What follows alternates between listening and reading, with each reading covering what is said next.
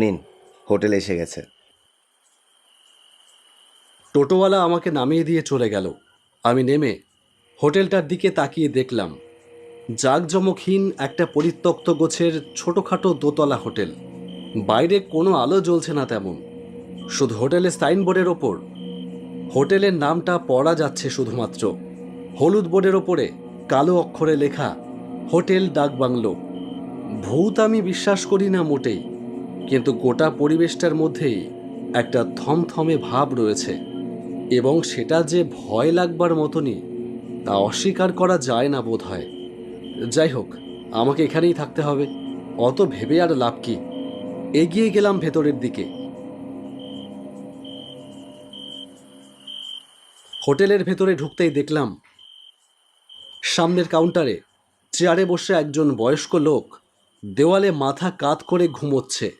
আমি তাকে ডাকলাম, দাদা, ও দাদা, শুনছেন? লোকটা আড়মোড়া ভেঙে উঠে বসল, দুহাত দিয়ে চোখ রগড়ে নিয়ে আমার দিকে তাকালো, আমাকে একবার আপাদমস্তক দেখে নিল, তারপরে বলল, কিছু বলবেন?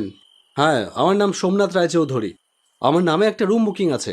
হ্যাঁ হ্যাঁ, আমি তো আপনার জন্যই বসে আছি। সোজা ওপরে চলে যান, 8 নম্বর রুম। রুম সব খোলাই আছে।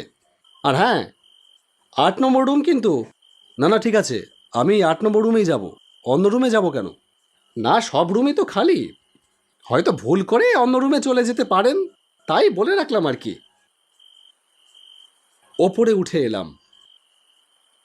8 নম্বর রুমের দরজা হালকা ঠেলতেই সেটা ক্যাচ ক্যাচ শব্দ করে খুলে গেল। ঘরের ভেতর ঘুটঘুটে অন্ধকার।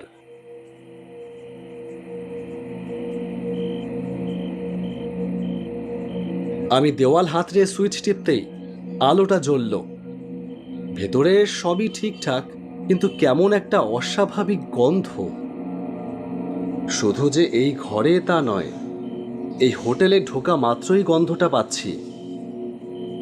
ঘরের ভেতরে একটা খাট পাতা, তাতে ধবধবে সাদা চাদর, দেওয়ালে একটা বড় ঘড়ি, তাতে সময় দেখাচ্ছে 4:30।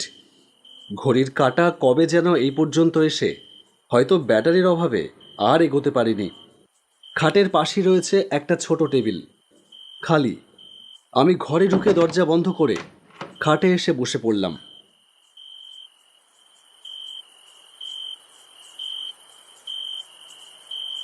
প্ল্যাটফর্মে খেয়ে নিয়েছিলাম রাত 9টা নাগাদ, তাই আর খিদে নেই। এবার ঘুমিয়ে পড়লেই হয়। ভাবা মাত্রই বিছানায় গায়ে এলিয়ে শুয়ে পড়লাম। সারাদিন ছোটাছুটি করেছি, শরীর ভীষণ রকম ক্লান্ত, তাই ঘুম আসতে সময় লাগলো না। কতক্ষণ পরে জানি না, দরজায় ঠক ঠক শব্দ শুনে ঘুমটা ভেঙে গেল। উঠে বসলাম বিছানায়। দেওয়াল ঘড়িতে সময় দাঁড়িয়ে আছে এক জায়গায়, তাই মোবাইলটা বার করে সময়টা দেখলাম। রাত 2টো বাজে। এত রাতে দরজায় এসে কে কড়া নাড়বে? লাগাতার আওয়াজটা হয়েই চলল। আমি বললাম, কে? কোনো উত্তর নেই। শব্দটা হয়েই চলল। আবারও বললাম, আরে কে? কে বাইরে? আরে এত রাতে এসে বিরক্ত করছেন কেন? কে? এবারেও কোনো উত্তর পেলাম না। আমি বিরক্ত হয়ে উঠে গেলাম দরজা খুলতে। দরজা খুলে দেখলাম কেউ নেই বাইরে।